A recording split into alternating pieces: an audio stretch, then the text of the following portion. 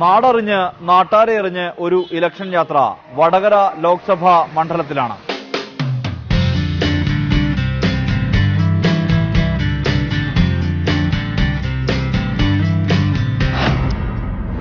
പതിനെട്ടടവും പയറ്റിത്തെളിഞ്ഞ കടത്തനാടൻ കളരികൾ.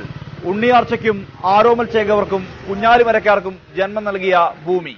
ലോകനാർക്കാവിന്റെയും കടത്തനാടൻ കളരിയുടെയും മണ്ണായതിനാൽ കളരിയിൽ നിന്ന് തന്നെ തുടങ്ങാം ഇലക്ഷൻ യാത്ര.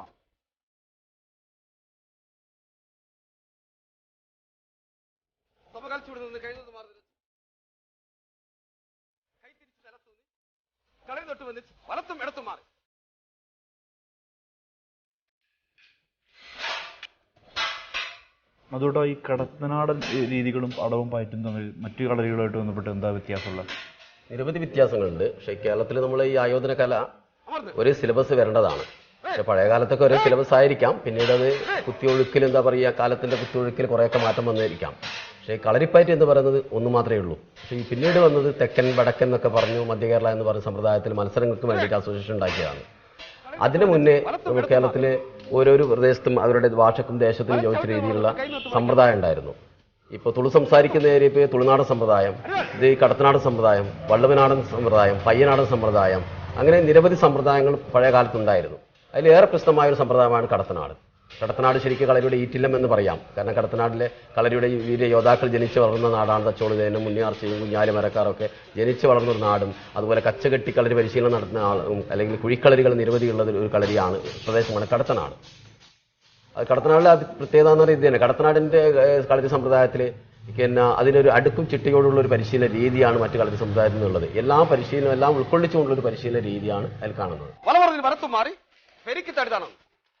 ഇടത്ത് മാർക്കയക്കുന്നു, ശരി തൊട്ട് മുട്ട് തൊട്ട് വീപ്പ് തൊട്ട് കൈ നൂർത്ത് തൊഴുത് മടക്കി മറന്നു തൊട്ട് വന്നിട്ട് അമർന്ന് കുമ്പിട്ട് 100 ഇടത്ത് വാങ്ങിയ മറന്നു.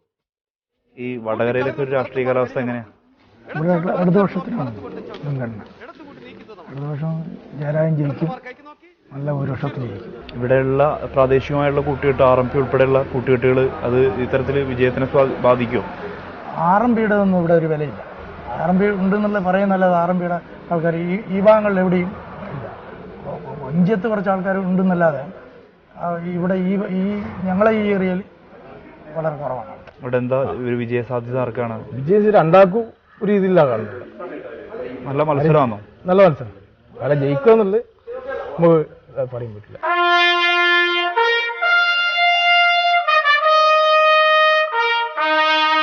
നമ്മളിപ്പോൾ എത്തി നിൽക്കുന്നത് തലശ്ശേരി കോട്ടയിലാണ്.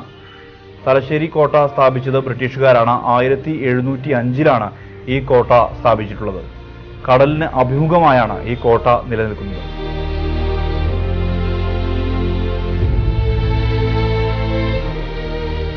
തലശ്ശേരി ക്രിസ്തുവർഷം 17-18 നൂറ്റാണ്ടിൽ കേരളത്തിലെ ഒരു പ്രധാന യൂറോപ്യൻ വ്യാപാര കേന്ദ്രമായിരുന്നു. ഫ്രഞ്ചുകാരാണ് ആദ്യമായി തലശ്ശേരിയിൽ വ്യാപാരത്തിനായി എത്തിയത്. 17-ാം നൂറ്റാണ്ടോടെ ബ്രിട്ടീഷ് ഈസ്റ്റ് ഇന്ത്യ കമ്പനി തലശ്ശേരിയുടെ വടക്കുഭാഗത്ത് കേന്ദ്രീകരിച്ച് പ്രവർത്തനം തുടങ്ങി.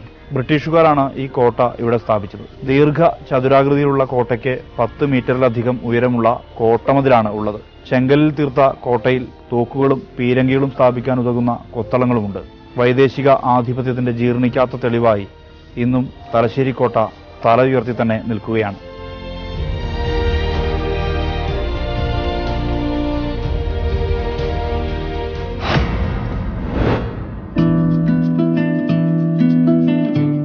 തലശ്ശേരി അടയാളപ്പെടുത്തുന്നത് 3 സിയുമായി ബന്ധപ്പെട്ടാണ്. ഈ 3 സി, ഒന്ന് ക്രിക്കറ്റ്, മറ്റൊന്ന് കേക്ക്, പിന്നെ സർക്കസ്. ഇന്ത്യയിൽ ക്രിക്കറ്റ് പിറന്നത് ഇവിടെയാണെന്നാണ് വിശ്വസിക്കുന്നത്. ബ്രിട്ടീഷുകാർ തദ്ദേശീയരുമായി ഇവിടെ ക്രിക്കറ്റ് കളിച്ചിരുന്നു. ഈ മൈതാനത്ത് ആദ്യമായി ക്രിക്കറ്റ് കളിച്ചു തുടങ്ങിയത് 1800കളുടെ ആദ്യത്തിലാണ്. കേണൽ ആർതർ വെല്ലസ്ലിയാണ് മലബാർ പ്രദേശത്തും തലശ്ശേരി പട്ടണത്തിലും ക്രിക്കറ്റ് കൊണ്ടുവന്നത്. സർക്കസിന്റെ ജന്മദേശമായാണ് തലശ്ശേരി അറിയപ്പെടുന്നത്. തലശ്ശേരിക്കാരനായ കീലേരി കുഞ്ഞിക്കണ്ണൻ ഇന്ത്യൻ സർക്കസിലെ ഇതിഹാസമായാണ് അറിയപ്പെടുന്നത്. കേരളത്തിലെ ആദ്യത്തെ ബേക്കറിയായ മമ്പള്ളി ബേക്കറി 1880 തലശ്ശേരിയിൽ സ്ഥാപിക്കപ്പെട്ടത്. അവസാന ലാപ്പിലേക്ക് പോയി ഇലക്ഷൻ അല്ലേ?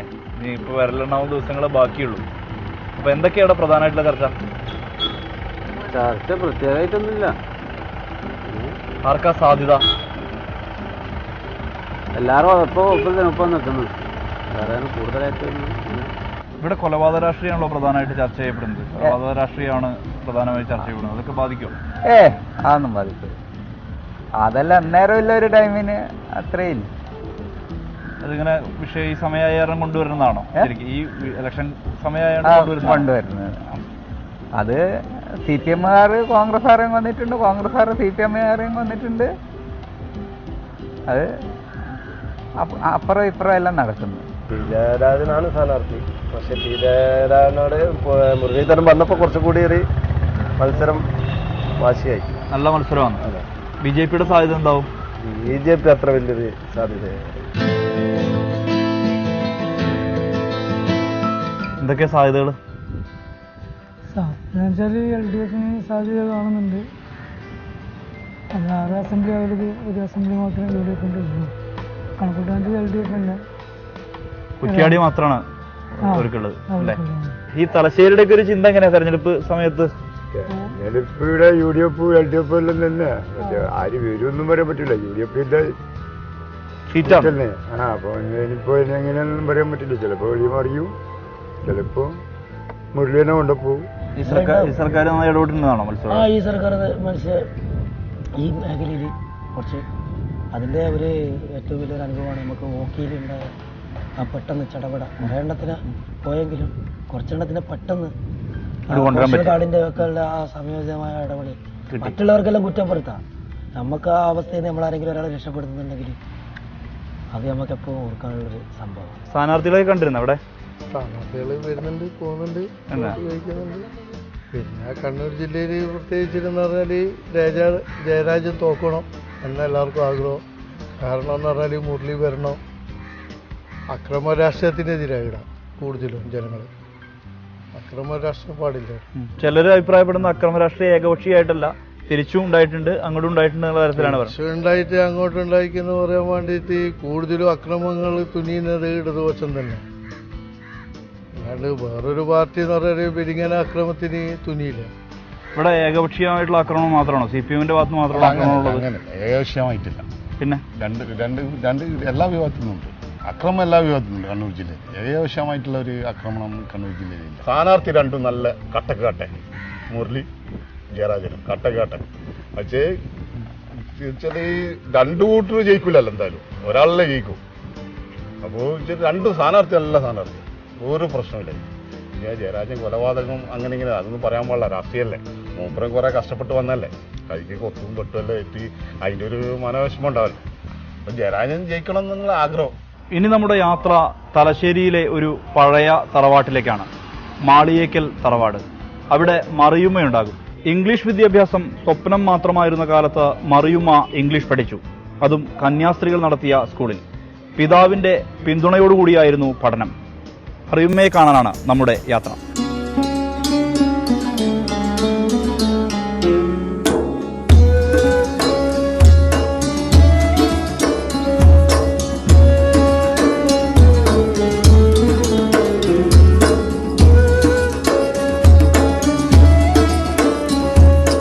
എത്ര വയസ്സുണ്ട് ഇപ്പോൾ? 93 ആയോ? ശരി. കുട്ടിക്കാലത്ത് ഇംഗ്ലീഷ് വിദ്യാഭ്യാസം കിട്ടിയ ഒരാളാണ്. അങ്ങനെയാണ് ഞാൻ അറിയപ്പെടുന്നത്. മാത്രമല്ല ഇതൊരു കമ്മ്യൂണിസ്റ്റ് തറവാടാണ്. ഈ രണ്ട് കാര്യങ്ങളിലാണ് ഞാൻ മാളിയേക്കൽ തറവാടിനെ അറിയുന്നത്. ആ ഒരു കാലഘട്ടത്തിലെ ഓർമ്മ എങ്ങനെയായിരുന്നു വിദ്യാഭ്യാസമായിട്ട് ബന്ധപ്പെട്ട്? അന്ന് സ്ത്രീ വിദ്യാഭ്യാസം നിഷേധിക്കപ്പെട്ട സമയമായിരുന്നു സ്ത്രീകൾക്ക്, മുസ്ലിം സ്ത്രീകൾക്ക്. My father was a very learned man. Urdu കവിയായിരുന്നു. Maulana Abdul Kalam ആസാദിൻ്റെ ഭക്തനായിരുന്നു. ഈ ഉദവി അബ്ദുറഹ്മാൻ സാഹിബ് ഇവരുടെയെല്ലാം സഹപ്രവർത്തകനായിരുന്നു. ദേശീയ മുസ്ലിമായിരുന്നു. ഞാനിവിടുന്ന് മുനിസിപ്പൽ എലിമെൻ്ററി സ്കൂളിൽ നിന്ന് 5ാം ക്ലാസ് പാസ്സായി. ദോസ് ടൈംസ് 5ാം ക്ലാസ് മുതലാണ് ABCD പഠിപ്പിക്കാൻ. Research time. That means 1938 to 1943. 43. In 43 I was married. അങ്ങനെ കഴിഞ്ഞും കുറച്ച് ദിവസം പോയി ഞാൻ. ആ സമയത്ത് പഠിക്കാനൊക്കെ പോകുമ്പോൾ ആ സമയത്ത് സമൂഹം എങ്ങനെയാണ് അതിനെ സ്വീകരിച്ചിരുന്നത്? സമൂഹം പെണ്ണുങ്ങൾ പഠിക്കണ്ടെന്ന് തന്നെ. പക്ഷേ my grandmother was a very noble-hearted lady. T.C. കുഞ്ഞാശ്ശമ്മ ഹോട്ടലിൻ്റെ അവിടെ. പിന്നെ ഈ ദേശം വെരി റിച്ച് ഓൾസോ. വലിയ ധർമ്മം ചെയ്യുന്ന സ്ത്രീയായിരുന്നു. ഈ ദേശം മുഴുവൻ ജീവിച്ചത് വരെ കൊണ്ടാണ്. ഇപ്പൊ ഈ തെരഞ്ഞെടുപ്പ് കാലാണല്ലോ ഉമ്മ. തെരഞ്ഞെടുപ്പ് കാലത്ത് ഇവിടുത്തെ സ്ഥാനാർത്ഥികളെ കുറിച്ചൊക്കെ ധാരണ ഉണ്ടല്ലോ. അപ്പോ എന്താ ഒരു സാധ്യത? എൻ്റെ അഭിപ്രായം, സ്വന്തം അഭിപ്രായം പറയുന്നത്, കഴിവുള്ള വ്യക്തിക്ക് കൊടുക്കുക. ജനങ്ങൾക്കും നാട്ടിനും ഉപകാരപ്രദമായ സേവനങ്ങൾ ചെയ്യുന്ന വ്യക്തിക്ക് കൊടുക്കുക. അതാണ് എൻ്റെ ഉദ്ദേശം. അതാരാ ഏത് പാർട്ടിയാണ് ചെയ്യും. അതിന് പാർട്ടി നോക്കലില്ല, വ്യക്തിയെ നോക്കിയിട്ടാണ് ഞാൻ ചെയ്യുന്നത്.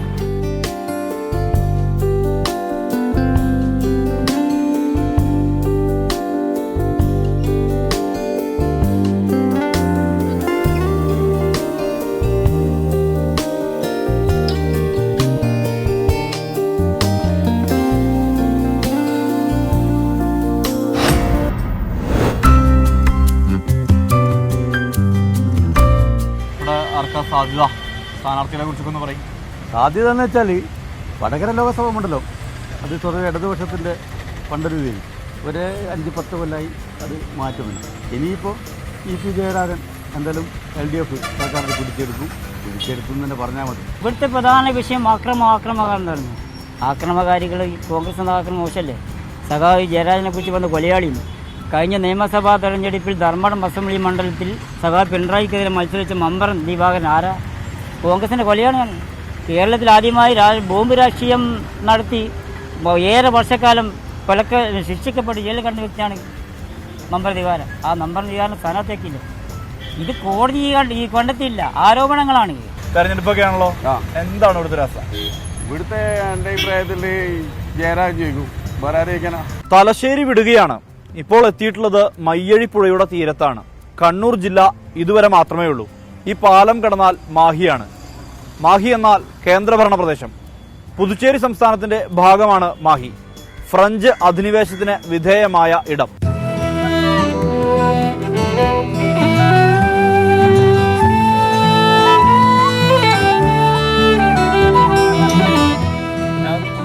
ഒരു പോസ്റ്റർ പോലും കാണാനല്ലേ? പോസ്റ്റർ പാടില്ല. പോസ്റ്റർ പോയിട്ട് നിങ്ങളൊരു ടീഷർട്ട് പോലും ധരിച്ചിട്ട് അതിൻ്റെ മുകളിൽ ആക്ഷൻ എടുക്കുമെന്നാണ് നിയമം. അങ്ങനെയാണ് നിയമം. ഒരു ടീഷർട്ട്, ഒരു ചിഹ്നമുള്ള ടീഷർട്ടാണോ അല്ലെങ്കിൽ ചിഹ്നമുള്ള സാരി, അങ്ങനത്തെ ഒന്നും അലൗഡല്ല. നിങ്ങൾ പ്രൈവറ്റ് പ്രോപ്പർട്ടിയിൽ പോലും വെക്കാൻ പാടില്ല.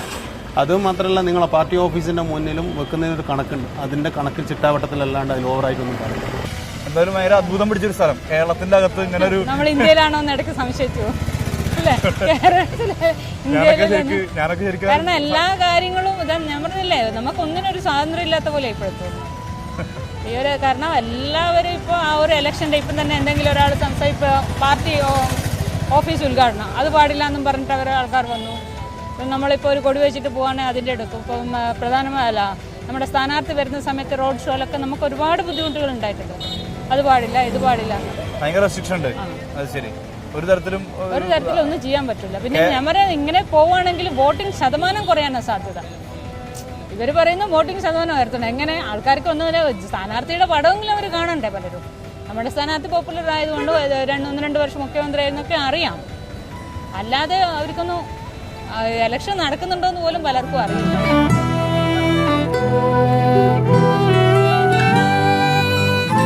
എന്തിനൊക്കെ വില കുറവ്? ഞാൻ മായിൽ ഇലക്ട്രിക്കൽ സെക്ഷനിൽ വന്നായിരുന്നു, ഷോപ്പിൽ വന്നായിരുന്നു. അപ്പോൾ അവിടെ നോക്കുമ്പോൾ നമ്മൾ വിലയൊന്നും കുറവില്ല. നമ്മൾ കേരളത്തിൻ്റെ അതേ സിസ്റ്റം തന്നെ അവിടെ. പണ്ട് ടാക്സിൻ്റെ കുറവുണ്ടെന്ന് പറഞ്ഞാൽ ഇവിടെ ഉണ്ടായിരുന്നു, പ്രചരണമായിരുന്നു. അപ്പോൾ എന്തൊക്കെ ഇപ്പോൾ അതുമില്ല, ടാക്സ് കുറവില്ല. GST വന്നതിന് ശേഷം എല്ലാവർക്കും ഒരേ നിയമമായി. ഭരണത്തിൽ ഏറ്റവും മുന്നേറ്റം UDF-ന്. പക്ഷേ ജനങ്ങളെ അവസ്ഥ മനസ്സിലാക്കിയിട്ട് അതായത് വോട്ടിംഗ് അടിസ്ഥാനത്തിൽ LDF ആണ് മുന്നിൽ. ജനങ്ങളെ ഈ മനസ്സറിഞ്ഞ് വോട്ട് ചെയ്യുകയാണെങ്കിൽ ജനങ്ങളെ പ്രയാസങ്ങളും പ്രശ്നങ്ങളുള്ളപ്പോൾ അത് UDF-ന് വരാൻ സാധ്യത. ഒരു പാലത്തിനപ്പുറം ശത്രുക്കളായി മത്സരിക്കുന്നവർ ഇവിടെ മിത്രങ്ങളാണ് എന്നുള്ളതാണ് പ്രത്യേകത. മാഹിയിൽ നിന്നും മടങ്ങുകയാണ് വടകര ലോക്സഭാ മണ്ഡലത്തിന്റെ മറ്റ് മേഖലകളിലേക്ക്.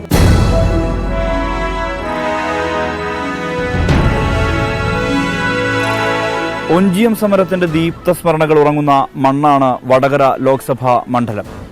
1948-ലുണ്ടായ കർഷക പ്രക്ഷോഭവും തുടർന്നുണ്ടായ പോലീസ് വെടിവെപ്പും ഈ ഗ്രാമത്തെ രക്തപങ്കിലമാക്കി. അന്ന് രക്തസാക്ഷികളായവരുടെ പേരുകൾ ആലേഖനം ചെയ്ത സ്തൂപമാണ് ഈ കാണുന്നത്.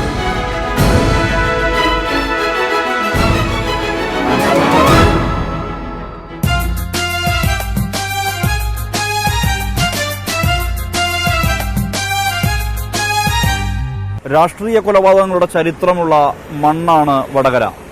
ഇവിടെയാണ് ടി.പി. ചന്ദ്രശേഖരൻ വെട്ടേറ്റ് വീണത്.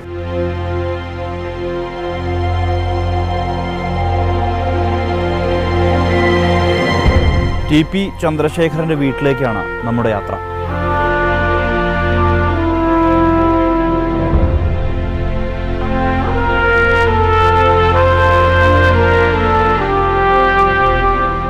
ഈ UDFനെ സഹായിക്കുക എന്നുള്ളത് അത് ഒരു ശരിമയായിട്ടുള്ള നിലപാടല്ല എന്നുള്ള തരത്തിലുള്ള ആക്ഷേപമാണ് ഉയരുന്നത്. കാരണം ഈ ഒരു ഘട്ടത്തിൽ RMPയുടെ സ്വത്തും നിലനിർത്തിക്കൊണ്ട് തന്നെ മത്സരിക്കണം, അത്തരത്തിലുള്ള അഭിപ്രായങ്ങളാണ് പൊതുവെ ഉയർന്നു വന്നിട്ടുള്ളത് ഉണ്ടായിരുന്നത്. ഇതിപ്പോൾ UDFന് ഈ പ്രസ്ഥാനത്തെ അടിയറ വെച്ചു എന്നുള്ള തരത്തിലുള്ള അഭിപ്രായങ്ങൾ ഉയരുന്നുണ്ട്.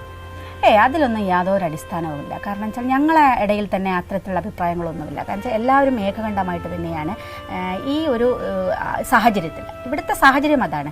ഒരു കൊലപാതക രാഷ്ട്രീയം വളരെ സജീവമായി ചർച്ച ചെയ്യുന്ന, അതിന് നേതൃത്വം നൽകുന്ന ഒരാൾ, അതാണ് CPM ചെയ്തത്. CPM ഈ ഒരു സ്ഥാനാർത്ഥിയെ വെച്ചതോടുകൂടി ഈ സജീവമായി ഇത് ചർച്ച ചെയ്യുക എന്നത് തന്നെയായിരിക്കില്ല അവരുദ്ദേശിച്ചത്. ഞങ്ങളുടെ നിലപാട് വളരെ കൃത്യമായിട്ട് തന്നെയാണ് നിൽക്കുന്നത്. പക്ഷേ ഈ ഒരു തെരഞ്ഞെടുപ്പ് സാഹചര്യത്തിൽ ഇവിടുത്തെ സ്ഥാനാർത്ഥിത്വവുമായി ബന്ധപ്പെട്ട് മാത്രമാണ് UDFന് പിന്തുണ നൽകാൻ കഴിഞ്ഞു. നിരവധി തെരഞ്ഞെടുപ്പ് ഞങ്ങൾ അഭിമുഖീകരിച്ചതാണ്. 11 വർഷം. ആ 11 വർഷവും ഞങ്ങൾ തനിച്ചാണ് മത്സരിച്ചത്. ഏതെങ്കിലും അധികാരത്തിന്റെ ഭാഗമായിരുന്നു നേരത്തെയാകുമായിരുന്നു. പക്ഷെ ഇവിടുത്തെ ഇന്നത്തെ സാഹചര്യം അതല്ല എന്നുള്ളത് കൊണ്ട് മാത്രമാണ് ഈ ഒരു നിലപാടിലേക്ക് ഞങ്ങൾ എത്തിയത്.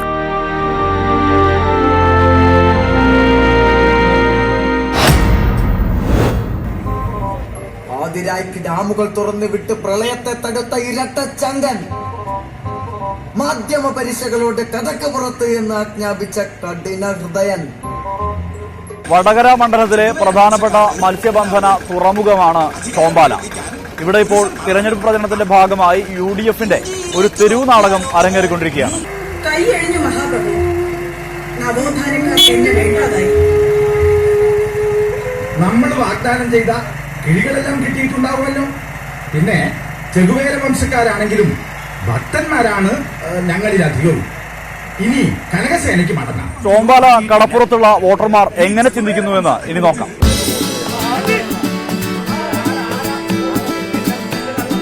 ആരാ ജയിക്കുക? അങ്ങനെയാണ്. മുരളി ജയിക്കണം. ജയിച്ചിട്ട് ഒരു കാര്യമില്ല. നമ്മൾ കൊലപാതകയെ പരാജയപ്പെടുത്തുക എന്നാണ് നമ്മൾ മുഖ്യ ലക്ഷ്യം. BJP ഗവൺമെന്റിനെ താഴെ ഇറക്കുക എന്നുള്ള ഒരു ലക്ഷ്യമാണ്. അതിൽ ഇടതുപക്ഷം ജയിച്ചാലും ശരി, വലതുപക്ഷം ജയിച്ചാലും ശരി, ജനങ്ങൾ ഇന്ത്യ രാജ്യത്ത് അത്രയും ദുരിതം അനുഭവിച്ചുകൊണ്ട് വരും. ഇവിടെ ചേരാൻ അനുകൂലമായ ഘടകങ്ങളുണ്ട്. RMP എന്ന് പറയുന്നത് CPM തീവ്രത പോരാ എന്ന് പറഞ്ഞുകൊണ്ടുണ്ടാക്കിയ പാർട്ടിയാണ്. ഇതിന് മുന്നേ ഇവിടെ ഒരു കോലീബി സഖ്യം ഉണ്ടായിരുന്നു, രക്തസിംഗ് മത്സരിച്ച സമയത്ത്. അന്ന് പ്രബുദ്ധരായ ഈ വടകരയിലെ വോട്ടർമാർ അതിന് തക്കതായ മറുപടി കൊടുത്തിട്ട് ഇവിടെ LDF വൻ ഭൂരിപക്ഷത്തിൽ ജയിച്ചിട്ടുണ്ട്. അയാൾ ഒരു 10 കൊല്ലം മുമ്പ് എല്ലാ വിരലും കൊണ്ട് പുറത്ത് പ്രസവിച്ച ആളാണ്. ഇന്ന് വിരലിൽ ഒന്നുമില്ല, വെറും കാണുന്ന അക്രമ രാഷ്ട്രീയത്തിന്റെ ഒരു വ്യക്താവാണ് അയാൾ. കൈകൊത്തിയ ആളിപ്പോ CPMന്റെ കൂടെ തന്നെയാണ് നിൽക്കുന്നത്, കൊടി പിടിപ്പിക്കുന്നുണ്ട്. കൊത്തിയ ആൾ തന്നെ ഓല എടുത്തിട്ടുണ്ട്. എന്ത് വരുവാരെന്ന് ഞങ്ങളെ കൊത്തിയ കൈ BJPക്കാരെ കൊത്തിയ BJPക്കാർക്ക് അതവിടെ നടക്കുന്നത്. പിന്നെ പല ഓരോ പറഞ്ഞോട്ടെ, ഇവിടെ മുരളീധരൻ വമ്പം ഭൂരിപക്ഷത്തിൽ വിജയിക്കും. ഒരു രാഷ്ട്രീയക്കാരനും ഇവിടെ ആരെയും തിരിഞ്ഞു നോക്കുന്നില്ല. ഇപ്പം വലിയ വള്ളത്തിനായ ഇതുവരെ അടച്ചുകൊണ്ടിരുന്നത് 2000 രൂപയാണ്. ഇപ്പം ഈ സർക്കാർ വന്നപ്പോൾ ഇവിടെ ആക്കിയിരിക്കുന്നത് 2500, എത്ര 27,000 രൂപയാണ് ഇപ്പോൾ അടക്കുന്നത്. ഏറിനടുത്ത് അടക്കാനാണ് മത്സ്യത്തൊഴിലിൻ്റെ വരുമാനം എന്ന്. ആകെ റേഷൻ കാർഡിൽ വരുമാനം എത്രയാണ്? ഇത് ഏറിനടുത്ത് അടക്കണ്ടേ? 7 മാസം ഈ കാണുന്ന വഞ്ചിയെല്ലാം കെട്ടിയിട്ടില്ല. ഇത് ആരടക്കും, എങ്ങനെ അടക്കും? ആരോഗ്യ ഇൻഷുറൻസിൻ്റെ പൈസ ആകെ ഇതുവരെ അടച്ചിരുന്നത് 150 രൂപയാണ്, ഇപ്പം 460 രൂപയാണ്. ഇത് ഏറിന മത്സ്യത്തൊഴിലെടുത്ത് അടക്കുക, ഏറിനടുത്ത് അടക്കണ്ടേ? അപ്പൊ ഇതൊന്നും ചോദിക്കാനും പറയുന്ന ഇടാറില്ല. എലക്ഷൻ വരുമ്പോൾ കുറെ ആൾ വരും, ജനങ്ങളോട് പറയും വോട്ട് പോകണം, അത് പോകണം, ഇത് പോകണം. ഓൻ ജയിക്കും, ഇവൻ ജയിക്കുന്ന പറയും. ജനങ്ങൾക്കൊന്നും ഇവിടെ മത്സ്യത്തൊഴിലേക്കൊന്നും ഒരു കാര്യമില്ല. ആര് വന്നിട്ട്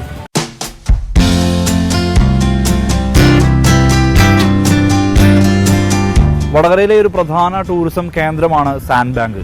അഴിമുഖമാണ് ഇവിടുത്തെ പ്രത്യേകത. നിരവധി പേർ ഇവിടെ ഉല്ലാസത്തിനായി എത്താറുണ്ട്.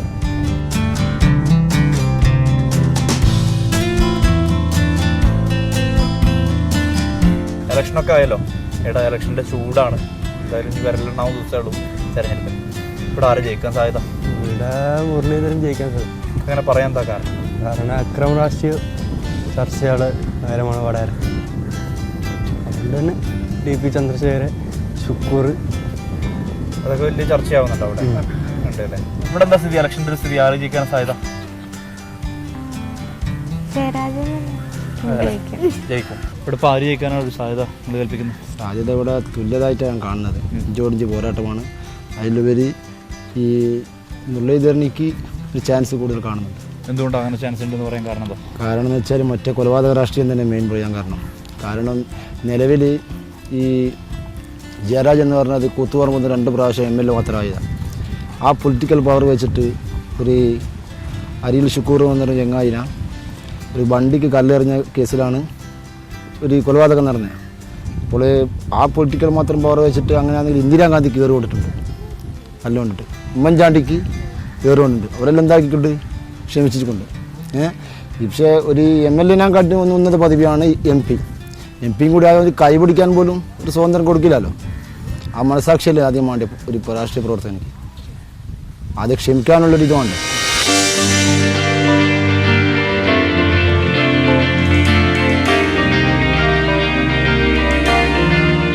മുസ്ലിം ലീഗിന്റെ കോട്ടയാണ് താഴെങ്ങാടി എന്ന് പറഞ്ഞാൽ. ഇവിടെ ആകെ ഒരു ടൗണിൽ കയറിയാണ് മാർക്സിസ്റ്റ് പാർട്ടിനെ കാണാൻ പറ്റും. ഇവിടെ അനുകൂലമായിട്ടുള്ള ട്രെൻഡ് UDF ചന്ദ്രശേഖരനെ കൊന്നതിന് പ്രതിയാണല്ലോ സുഹൈല്, ശുക്കൂർ, ഫസല്. എവല് ആരെ കൊല്ലാത്തത്? എവല് കൊന്ന് എവലെന്നെ ഇല്ലാണ്ടായി. എവല് വിചാരിക്കുന്ന എവല് വലിയ പാർട്ടിയാന്ന് എവര് സമ്മതിക്കാത്ത ഒരു കാര്യമാണ്. എവര് ചെറിയ പാർട്ടിയാന്നുള്ളത് എവര് അംഗീകരിക്കുന്നില്ല. എല്ലായിടത്തും കഴിഞ്ഞ് ഇനി ഇട്ടാവട്ടം കേരളം കൂടിയുണ്ട്.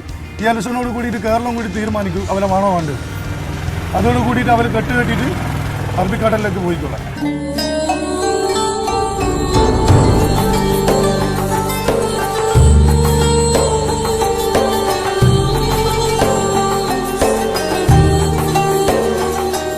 നമ്മളിപ്പോൾ എത്തിയിട്ടുള്ളത് നാദാപുരം പള്ളിയിലാണ്. 5 നൂറ്റാണ്ടിന്റെ പഴക്കമുണ്ട് ഈ പള്ളിക്ക്. ഇന്നും പഴയ പ്രൗഢിയിൽ തന്നെയാണ് ഈ പള്ളിയുള്ളത്. വാസ്തുവിദ്യ വിസ്മയമാണ് ഈ പള്ളി.